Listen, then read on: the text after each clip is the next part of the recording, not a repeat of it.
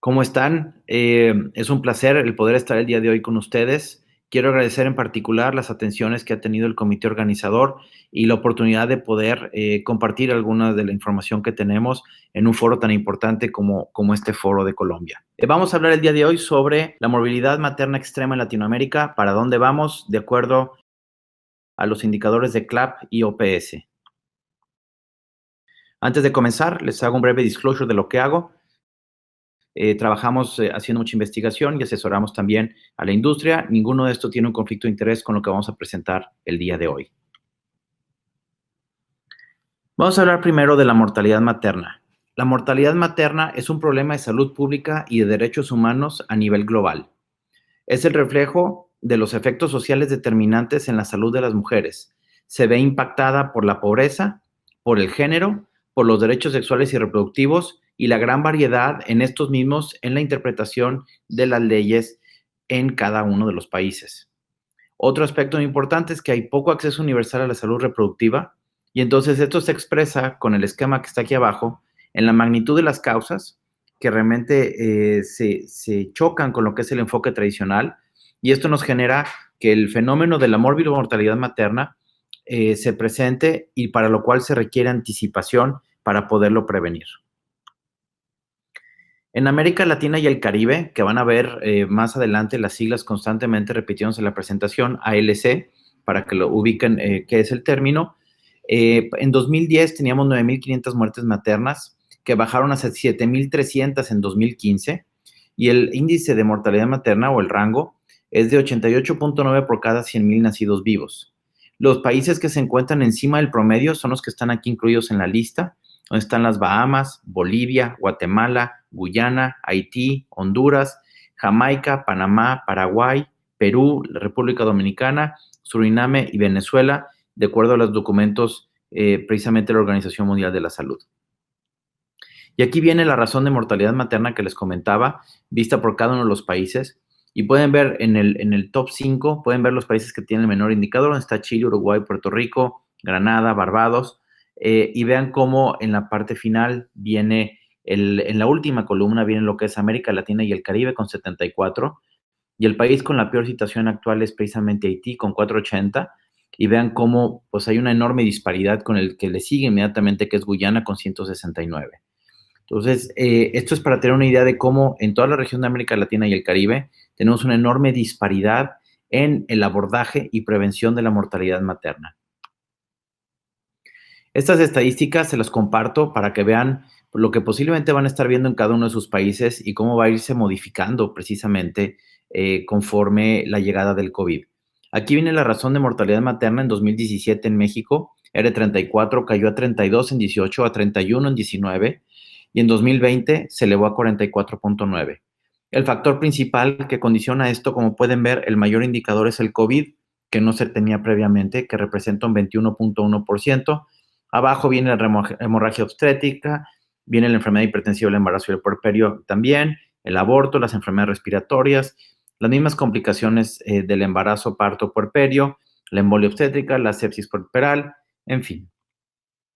Esta es la gráfica original reportada por el gobierno de México, donde precisamente lo que ya les describí ahorita, lo que les describí ahorita viene precisamente descrito. Y esto es en nuestro país como también se clasifica o se muestra en lo que son las defunciones para el rango de mortalidad materna, las defunciones tardías, y pueden ver cómo hay una gráfica, una línea verde de cómo va modificándose conforme a cada uno de los estados que más tienen versus los que menos tienen. Idealmente buscamos que en general, de acuerdo a los lineamientos establecidos por la Organización Mundial de la Salud, cada país tenga sus lineamientos establecidos de esta manera y poder mejorar en toda Latinoamérica de una manera uniforme y conjunta los índices de mortalidad materna. Sabemos que el 95% de la mortalidad materna en América Latina y el Caribe es prevenible. Y esto habla, vean la diferencia que tenemos aquí de 2010 a 2015, de acuerdo a los indicadores del GTR de 2017. La hipertensión inducida por el embarazo en 2010 era un 26% y cayó un 22.1% en 2015. La hemorragia un 21% en 2010 y se incrementó un 23.1%. Y esto no necesariamente significa que haya habido un peor manejo, Posiblemente lo que pasa es que ya se está reportando más. Y es algo que también es importante. En muchos lugares no se reporta de manera uniforme y es uno de los grandes retos que tenemos para poder mejorar estos números. Las complicaciones relacionadas con el aborto son peligrosas, vean cómo cayó. Y esto tiene que ver por los lineamientos que se han establecido en múltiples países de toda América Latina. El trabajo de parto obstruido, todavía en 2015 no hay algo reportado. La sepsis, vean cómo se mantiene prácticamente estable. Posiblemente ese 0.3% de variación esté relacionado precisamente con que hay un mayor reporte de los casos. Y bueno, las otras causas directas que se mantienen casi igual, nomás cayendo un 0.2%. Otro aspecto muy importante es lo relevante o lo que corresponde a la violencia contra la mujer. La violencia contra la mujer es otro factor de riesgo de muerte materna. De acuerdo a los datos de la Organización Mundial de la Salud, del 15 al 71% de las mujeres sufren de violencia física y sexual por su pareja.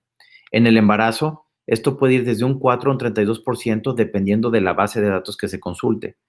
Y sabemos que en el 90% de los casos el padre biológico es el responsable de precisamente esta violencia física y abuso sexual. Obviamente aquí se va agregado con la parte del embarazo no deseado y la insatisfacción en el acceso o asesoría sobre los métodos de anticoncepción, que se da más o menos entre un 20 y un 40% de la población en promedio, también dependiendo la base de datos que se consulte. Hay diferentes enfoques para abordar la parte de mortalidad materna. El enfoque tradicional es el análisis del número de muertes y sus causas. Hay otro que es el enfoque integral, que tiene que ver con un trabajo interdisciplinario, con un análisis del problema, es decir, del proceso reproductivo, la anticipación, que va a incluir dos conceptos, la morbilidad materna grave, o morbilidad, perdón, materna grave, y las complicaciones potencialmente fatales derivadas de esto. Los costos secundarios por omisión, los daños en la salud de las pacientes y el retraso institucional en responder oportuna y adecuadamente a los problemas de salud terminan siendo los costos de inacción. Y esto impacta directamente a las mujeres y recordemos que las mujeres son el centro precisamente del núcleo familiar y es muy importante proveer la atención adecuada. Entonces, qué hacer o cuáles son posibles soluciones a esto? Uno es hacer cambios en las estructuras de problemas de salud pública. Esto requiere el ajuste de las leyes, el ajuste de las normas, un trabajo interdisciplinario en el cual también colaboremos en la parte de gestión de leyes para que sean adecuadas a las mejores necesidades precisamente de las mujeres de nuestros países. Y también acelerar las soluciones. Estoy seguro que al igual que en nuestro país, en los suyos, el que a veces una ley llegue, pase, se vote, se modifique, puede pasar muchísimo tiempo y en ese tiempo ya se fueron 5 años en los cuales no se implementó una norma que es necesaria para disminuir la mortalidad precisamente de los casos. También en cuanto a cómo acelerar estas soluciones, obviamente hay que evaluar en qué contexto viven las mujeres, las complicaciones del embarazo, y también la capacidad de acceso y respuesta del sistema sanitario. Esto es muy importante porque muchas veces es muy fácil de alguna manera criticar al sistema de salud, pero tenemos que ver cuáles son sus necesidades y cuáles son los verdaderos alcances que tiene. Uno de los ejemplos más cercanos que tenemos de esto es con la pandemia actual. Siempre vemos que se gasta mucho en intervención ya que llegó el problema, pero cuando se termina, pasamos a una fase 6. En general, todos los gobiernos, salvo muy raras excepciones, terminan cometiendo el error final de la fase 6 que se necesita, que es invertir en infraestructura y equipamiento y capacitación para prepararse para una siguiente pandemia. Prácticamente nadie lo hace. Entonces, aquí es donde tenemos que ir gradualmente modificando y quitar o evitar los costos precisamente de la inacción. También vamos a hablar en cuanto al CLAP de la OPS, los conocimientos sobre las intervenciones costo eficaces que son necesarias. ¿Cuáles son las barreras para esto? Están evidentemente las barreras económicas y esto depende no solo de las economías de los países o las economías de los sistemas de salud, también tiene que ver con la economía de las personas y los pacientes con la posibilidad que tengan de acceso directo o no a los servicios de salud. La parte geográfica, fundamental. Si no tenemos servicios cercanos a ellos, pues esto complica y si hay problemas económicos, pues es más grave. La parte social, fundamental, donde viene la parte de lo que son los usos y costumbres, las regulaciones y las percepciones en cuanto a los servicios de salud por parte de la población. Los aspectos legales claves que ya comentábamos. Tiene que haber un marco jurídico adecuado, tiene que ser un marco jurídico dinámico, tiene que ser un marco jurídico evolutivo y que se amolde o que tenga unas ciertas, si me permiten el término, ergonomía a lo que necesita precisamente la población en temas de salud y no quedarse con estructuras anquilosadas históricas que no se mueven y no son nada flexibles y no permiten que haya una mejoría consistente en estos indicadores. La parte de los parámetros de las barreras actitudinales, es decir, la actitud que tiene tanto los servicios de salud hacia los pacientes como los pacientes hacia los servicios de salud y también como la parte de los directivos y el Estado hacia los servicios, hacia los doctores y hacia las personas. En el tema de servicios de salud, los 3 puntos más claves son, uno es la falla en la cobertura, otro es la mala calidad de atención y otro es la falta en la continuidad. Y si se fijan, para poder documentar estos 3 y poder ayudar, necesitamos datos. Y uno de los mayores problemas es que no se establecen los datos correctos. Se ha mejorado mucho en la manera en la que se genera la captura de datos, pero estamos a kilómetros de distancia donde deberíamos de llegar. Y esto impacta directamente. O sea, tanto una falla en cobertura es equiparable a una mala calidad de atención o una falta en continuidad porque sencillamente no se dio el resultado final, impacta directamente a la mortalidad materna. Otro es la disponibilidad de insumos, algo que sé que todos ustedes están viviendo al igual que nosotros en este momento de COVID, donde hay un recorte en la disponibilidad de insumos por una sobredemanda a nivel global. Y también el acceso igualitario. Tiene que darse un acceso parejo para todo mundo para que no haya precisamente estos cortes en el servicio o en la posibilidad de tener una atención de salud adecuada. El panorama general, continuamos con el mismo segmento. Obviamente hay un amplio compromiso de los países de América Latina para esto. Hay muchas acciones para mejorar la salud de las mujeres y los niños. Y aquí tenemos que incluir o pensar también en la parte de los derechos fundamentales y de justicia social. Son claves que estén bien establecidos y además que se hagan conocer para que la población los exija y los haga valer. También tenemos que tomar en cuenta los indicadores de medición, lo que comentábamos ahorita. Hay que hacer avances en impacto en el ámbito regional. La captura de datos empieza desde el consultorio del doctor, luego a la unidad de salud, luego a la región y luego al país para poder tener los datos más precisos posibles. Y obviamente la contribución de esfuerzos entre países para cumplir con el quinto objetivo del desarrollo del milenio, del cual estoy seguro todos ustedes conocen. Ahora, ¿cuáles son las áreas de oportunidad que tenemos? Hay un descenso insuficiente en la mortalidad materna. Tuvimos una reducción del 35% en los indicadores básicos en salud en 2010. Sin embargo, la mortalidad materna grave se ha estudiado en menor medida. Una muerte materna equivale a 20 casos de morbilidad severa y de aquí el 25% va a quedar con secuelas graves y permanentes. Y esto es un impacto directo al sistema de salud y a la economía del sistema de salud. No se cumplen protocolos internacionales ni se tienen los requisitos básicos en instituciones. Y aquí es donde nos falta todavía equilibrar precisamente el acceso y el equipamiento y la capacitación y certificación del personal de salud. Ahora, dentro de esto, la reducción de la morbimortalidad debe ser o tomarse en cuenta como plan de acción en 4 áreas estratégicas. Uno es la atención pregestacional, otro es la atención prenatal, la atención durante el parto y muy importante también la atención en el puerperio. Son las 4 áreas claves para poder mejorar esto. Ahora, tenemos que hablar también de los factores socioeconómicos, culturales y ambientales que también son muy relevantes. Como objetivos generales son contribuir a acelerar la reducción en la mortalidad materna, prevenir la morbimortalidad grave y fortalecer la vigilancia de la morbimortalidad materna. Esto es fundamental desde estos 3 ejes. Y nuevamente, uno es que vamos a buscar que haya la prevención de embarazos no deseados. Clave, como se los comenté previamente, esto va también dentro del apartado de violencia, en el cual termina estando embarazadas con un embarazo que no estaba planeado o no deseado. Y aquí la anticoncepción es clave. 2, el acceso universal a los servicios de maternidad.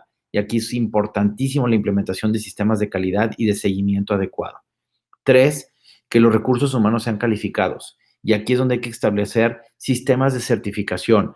Algunos países lo tienen, otros no, que son los consejos médicos para poder regular la educación médica continua y que el personal siga actualizado día a día para poder dar las mejores alternativas en salud a la población materna que así lo requiera.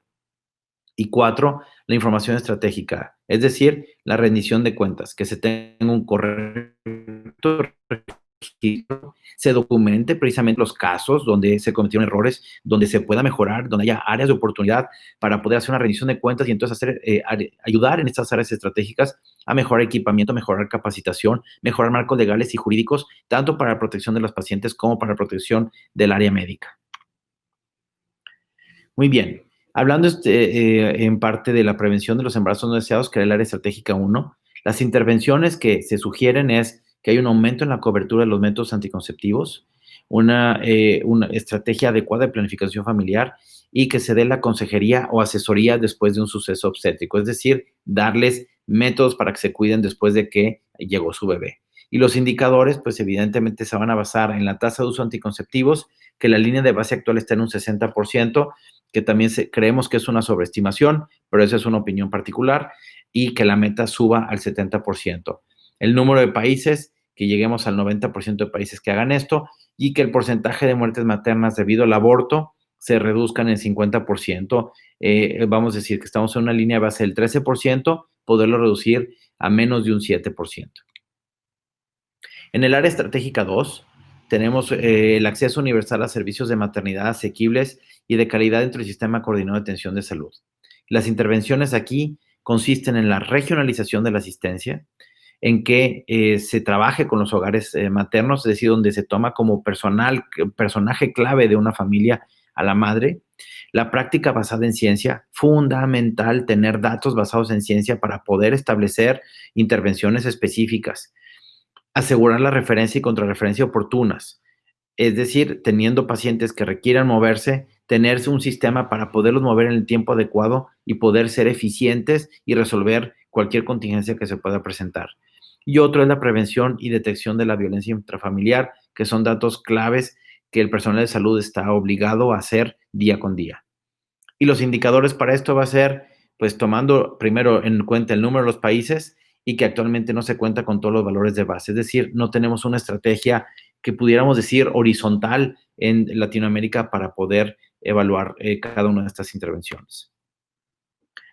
Y aquí viene, por ejemplo, vean, número de países que tienen 70% de cobertura prenatal con 4 más controles. La línea de base es un 50%, lo ideal sería que pudiéramos llegar al 90%. La cobertura institucional del parto es un 89.8%, la meta es 93%. Mínimo un 60% de cobertura de control de puerperio 7 días de parto. No hay datos previos, pero la meta es que se llegue a 80%. Usar oxitóxicos en el 75% de los nacimientos institucionales durante el tercer periodo del trabajo de parto. Igual no hay datos. En muchos de los que van a ver, donde dice PD es que está pendiente. Y aquí es que tengamos, la meta es un 90%. Tener sulfato de magnesio, además de interrumpir un embarazo en el 95% de los casos de preeclampsia grave y eclampsia en establecimientos de salud. Tener un 90%. Y obviamente esto tiene que ver con los indicadores que les presentamos al principio, donde están marcados las mayores o las causas más relevantes de morbimortalidad materna. Obviamente, disponibilidad de sangre segura en el 95% de los establecimientos. Esto debe ser al 100%, ¿ok? Fundamental. O sea, este es de los que, con los que están como 100%, es lo que debería contemplarse como no negociable, que de facto tiene que estar en cada una de las unidades. Vigilancia de violencia intrafamiliar durante el embarazo en el 95% de los partos institucionales, en un 80% es la meta. De esto no hay datos actualmente. La tasa de cesárea superior al 20%, que reduce su tasa por lo menos 20%. Aquí quisiéramos, esto está en un 17% como línea de base, pero la idea es que esto llegue a un 100%. Y las muertes maternas debidas a trabajo de parto obstruido, que de un 15% quedemos en cero. Es decir, que haya acceso rápido a soluciones rápidas en los casos de emergencias obstétricas. El área estratégica 3, que son los recursos humanos calificados, es una de las partes más sensibles y muchas veces en la que menos se le invierte. Aquí las intervenciones es que hay un aumento en la disponibilidad de personal de salud calificado en entornos de atención obstétrica, y esto es clave. Y también personal de salud las 24 horas para atención de parto y complicaciones. Es decir, si son turnos de 8 horas, tienen que estar cubiertos los 3 turnos. Si son turnos de 12 horas, tienen que estar cubiertos. No puede haber huecos en la atención, ya que, como ustedes saben, el flujo obstétrico es constante y además es variable. Los indicadores, obviamente, va a ser con base en el registro de número de países y en base al porcentaje de instituciones por país. Son de las cosas que se tienen que trabajar y mejorar. Y bueno, aquí viene, fíjense cómo estamos en cuanto a lo que está como línea base y la meta en esta área estratégica 3. El número de países que tienen cobertura de atención del parto de 80% de personal calificado, de acuerdo a la definición de la OMS, 43%, la meta 48%.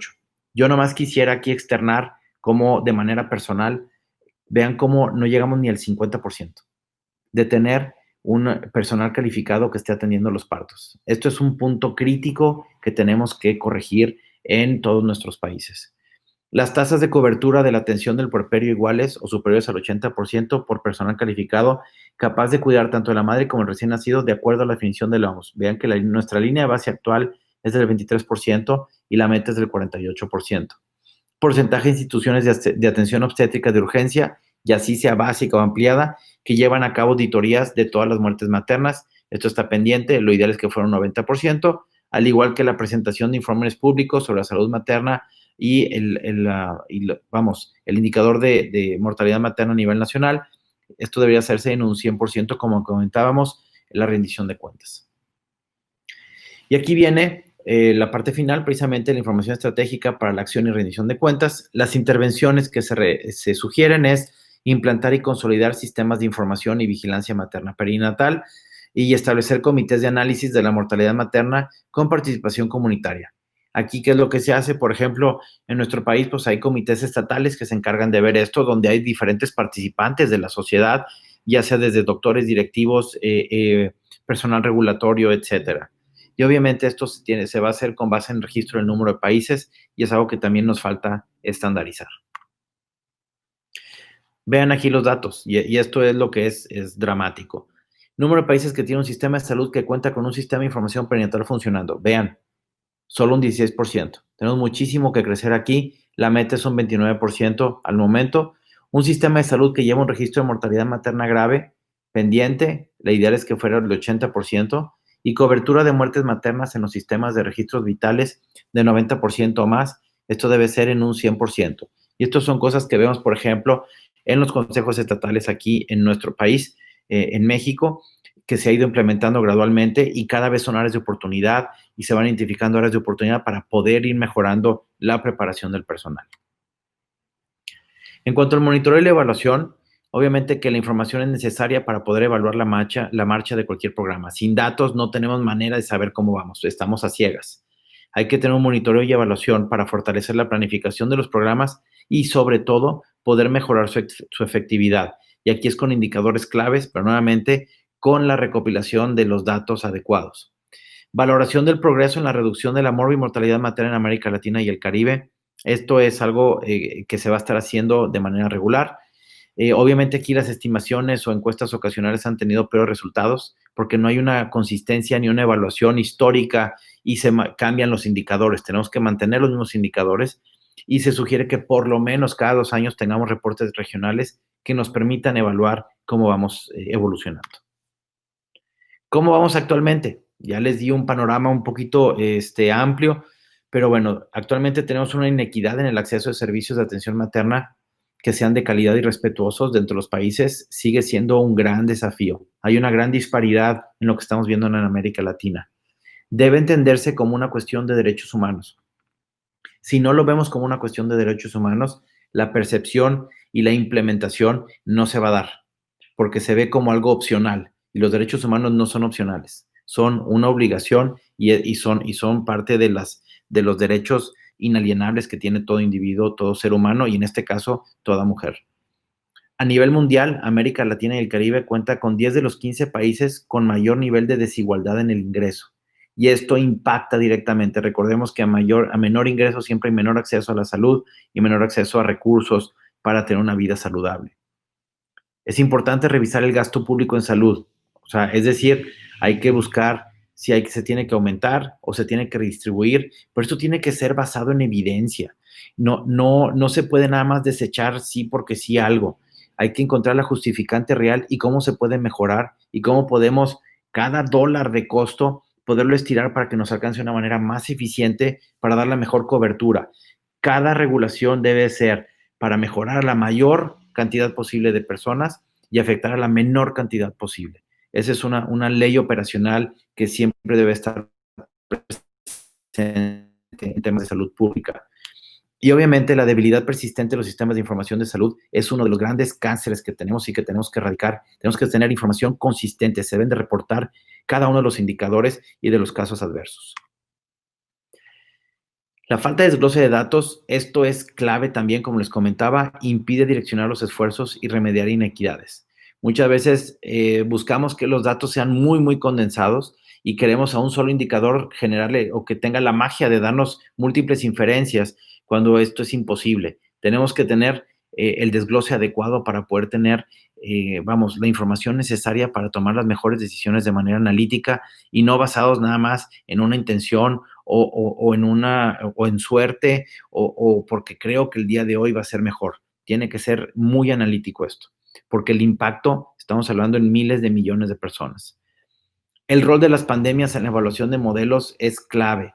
El ejemplo viejo que tenemos, ya si me permite decir que es viejo, es 2017, lo que pasó con Zika, donde las acciones gubernamentales fueron concretamente para controlar el vector. Los servicios de salud integral eran deficientes o fueron deficientes, los servicios de salud mental quedaron a deber y no hubo control de repercusiones financieras en las familias afectadas, que es nuevamente lo que comentamos. Nomás al momento se apaga el fuego, pero no vemos las secuelas que deja esto y uno de los grandes errores gubernamentales es no trabajar en esta parte de secuelas para poderlas mejorar o evitar que se presenten. Muy bien, las lecciones aprendidas, estoy en la parte final de la presentación. En cuanto a muertes y lesiones graves, ¿qué sabemos? Son evitables y son un resultado directo de leyes y prácticas discriminatorias. Y esto es uno de las frases más fuertes de la presentación del día de hoy, porque si no entendemos que esto es evitable y que estamos generando que por medio de leyes y prácticas discriminatorias estamos afectando a nuestras mujeres, no vamos a poderlo mejorar. Otro es la incapacidad de establecer y mantener sistemas de salud operativos. Y esto se da siempre con los cambios de gobierno. Cada uno que llega trae su propia idea para regenerar el mundo en base a sus creencias y no tiene, muchas veces ni siquiera le entienden y entonces no se asesoran con las personas adecuadas y terminan generando cambios que terminan siendo críticos y generan un daño muy importante a la población de pacientes. La falta de rendición de cuentas clave. Y esto es un problema horizontal en todos los gobiernos de América Latina, falta de rendición de cuentas en muchos segmentos. La legislación priorizando la mortalidad materna es importantísima porque así reducimos de manera significativa y sostenida las tasas de mortalidad. Debe ser efectiva, debe ser rápida. Hay que transmitir la urgencia de esto a cada uno de los legisladores para que no tarden en emitir las leyes y hacer las modificaciones pertinentes. Y obviamente el estado socioeconómico que comprende el gradiente social tiene un impacto directamente en esto. Las determinantes, pues obviamente hay que hacer un compromiso con el acceso universal de salud, una cobertura universal de salud, un abordaje de salud en todas las políticas, que esto es clave y que muchas veces en la parte política de los países no se observa de esta manera. Eh, no se ve la salud como una inversión, se ve la salud como un problema y un gasto. La priorización explícita de intervenciones en poblaciones desfavorecidas. Esto es importantísimo. No podemos, y recuerden la parte de que les dije de discriminación. Cuando no hacemos esto, estamos generando una discriminación para estos grupos. Aumentar la inversión en salud, esto es clave. Es muy fácil, yo sé, es muy fácil poner una diapositiva, pero es algo que se tiene que gestionar desde la parte interna de los gobiernos para poder tener una población sana y entonces a la larga va a bajar el costo en salud cuando vayamos solucionando los problemas. Las políticas públicas de protección social, muy importantes y también falta mucho que trabajar esto en América Latina. La reducción del gasto del bolsillo de cada paciente, clave y falta muchísimo que trabajar en esto. Al no haber medicamentos, al no haber recursos, al no haber personal capacitado, entonces el gasto se comienza a incrementar y muchas veces tienen que sacar de su bolsillo para conseguir cuestiones que no existen en el sistema de salud porque no hay una buena distribución de el gasto para la adquisición de insumos. Y obviamente tiene que haber transparencia, transparencia, transparencia y acceso a la información. Pero la transparencia es clave en los gobiernos. Cuando un gobierno deja de ser transparente, ya perdió el rumbo. Y esto es algo que en la parte de salud también es fundamental tener muy claro. Con esto termino la presentación. Les agradezco muchísimo la invitación a participar y pues espero verlos pronto. Que tengan muy buena tarde.